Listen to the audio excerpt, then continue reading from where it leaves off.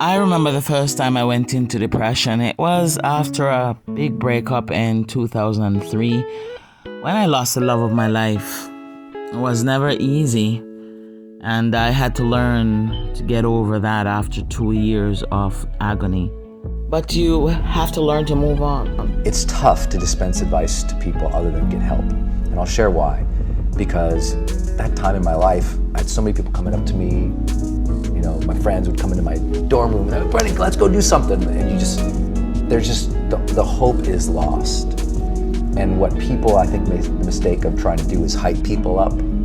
Everything's gonna be okay, you're gonna be great. The most important thing is when you are super down, outside of finding that emotional reasoning for where you are, is to start getting momentum. Because with momentum comes hope. With momentum comes motivation. With momentum comes, that feeling that there's a reason for tomorrow. And so it's as simple as just saying, okay, what are 3 things I'm gonna do today? Make it your goal today to get up and shower. And get up and shower and you'll feel so much better. I'm gonna walk to the library.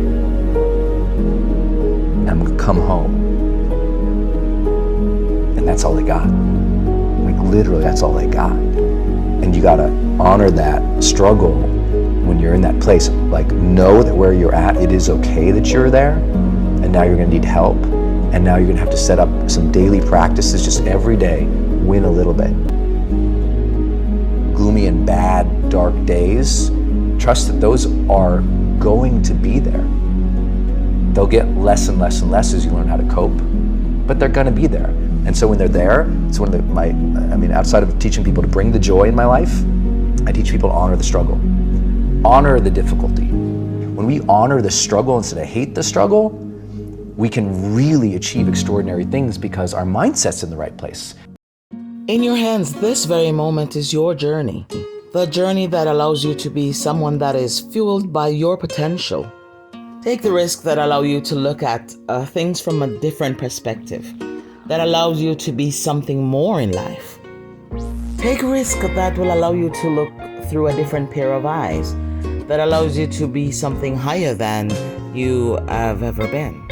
So look at life as an opportunity to be somebody new. Look at life as an opportunity on a whole. You can always set rules for yourself that will help you to become the best version of yourself.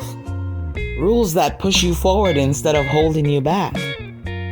Be grateful you're above ground and be grateful that you are able to give it another chance.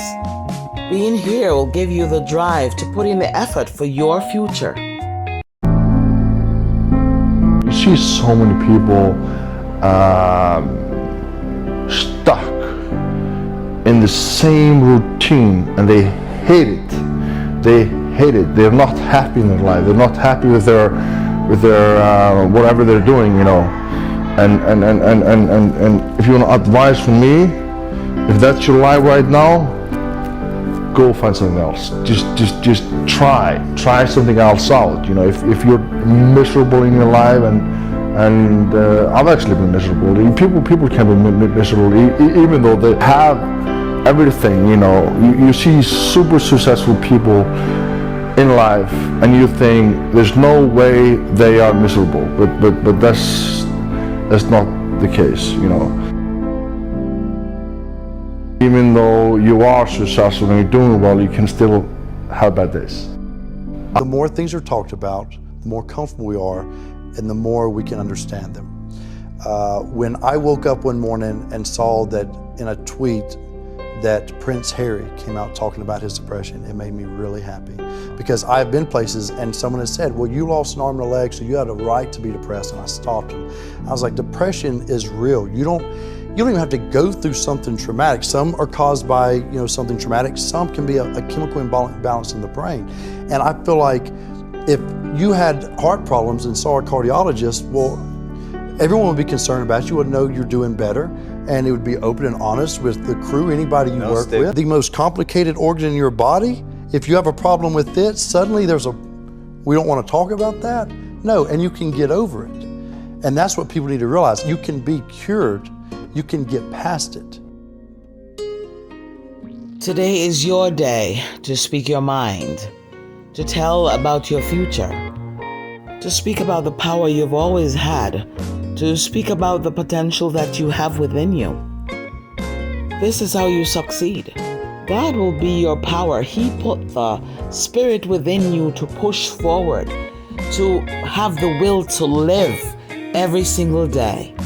This is the start of your progress. When you can get up every day and you can shower, you can live, and you can take one step at a time to move forward in the right direction, you are living. Use the power that you have within you to become something new, to try something new, and you will never ever know what the outcome will be if you never try. This is a potential you have earned. This is a potential and the power that you've always had within you. Step out each day.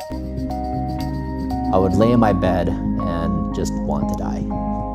I didn't want to exist. I wanted an anesthesiologist to come and give me a shot, so like my soul would just. And at the time I was in a belief system where there was an afterlife. And so that wasn't possible. You couldn't be gone. You were around forever, no matter what you did. And in fact, if you took your life, you're not behaving in a way that this belief system, rewards you. And so I was trapped in existence. And it was the worst feeling in the entire world because I had no out. But not only that, I had kids. So I had to, I felt responsible for being a father. And so I was building Braintree, and I had challenges at home with my significant other, and I had kids who weren't sleeping. I wasn't sleeping myself, working 24/7, having companies break, and all the pressure. And it just drove me into the ground to a point I was just delirious. I mean, I was broke. I climbed Mount Kilimanjaro at the tail end of the situation, and I got sick. I got the stomach virus, and 3 or 4 days in, I had the virus for a couple of days. Plus, I was sick with altitude sickness, and I just felt terrible, like the worst I've ever felt. And we got to base camp, and we were at 15,000 something, and I had to make a decision where I was going to climb to the top the next morning. And I thought, let's do it. I'm not going to back down from this. And so I did it, and that 4 hours to the summit changed my life, where the mountain became my problem, and it became a representation of my life. And I started listening to Eminem, my favorite artist, and his defiance against problems. Anyways, I made it to the top, and just broke down and cried. And it was the mountain was my depression. It was my marriage.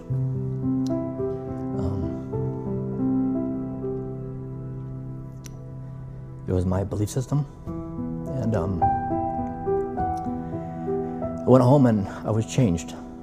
I sold my company shortly after Braintree. I got a divorce. I left my religion. And I was back at my 21-year-old age, and I said, who am I? How do I rewrite myself from scratch? What do I care about? What matters? What exists? What's true? What's not true? All of it.